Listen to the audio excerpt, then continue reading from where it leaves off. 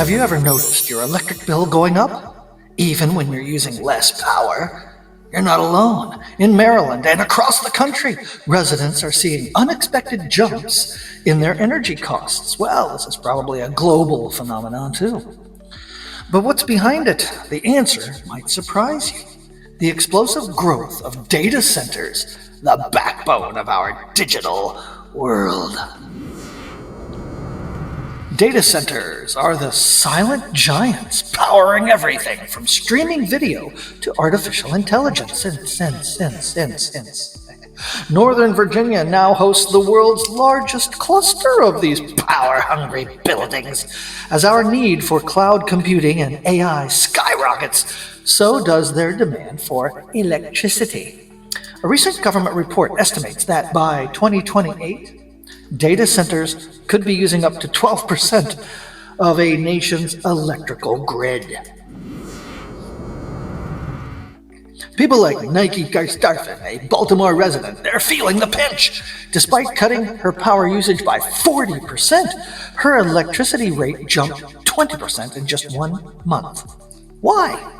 Utility companies are raising rates to cover the enormous and growing energy needs of these nearby data centers. The extra costs aren't always clear, of course. They're often hidden in supply charges, not spelled out as a separate line item. There are two main reasons why this is happening. One is the peak demand. Data centers need huge amounts of electricity, even during periods of high demand. Number two, infrastructure upgrades. Utilities must build new high-voltage lines and power plants in order to keep up. And those costs get passed down to everyone, not just the companies that are causing this, that are using the most power. Regional grid operators like PJM Interconnection have warned that a spike in demand from data centers is driving up prices for everybody, not just in Virginia, but in neighboring states like Maryland and DC. Many residents and consumer advocates say tech giants should foot the bill for their own massive energy needs. So it's welfare for the big corporations, but some states, like Ohio, are pushing for reforms that would force data centers to pay more. Why not pay all? It's their thing. Tech companies like Microsoft and Google claim they already cover their fair share. Really? Then why is normal people's bill going up? But watchdog groups argue that the current system still leaves regular customers holding the bag, as we say, especially as billions are spent upgrading the grid.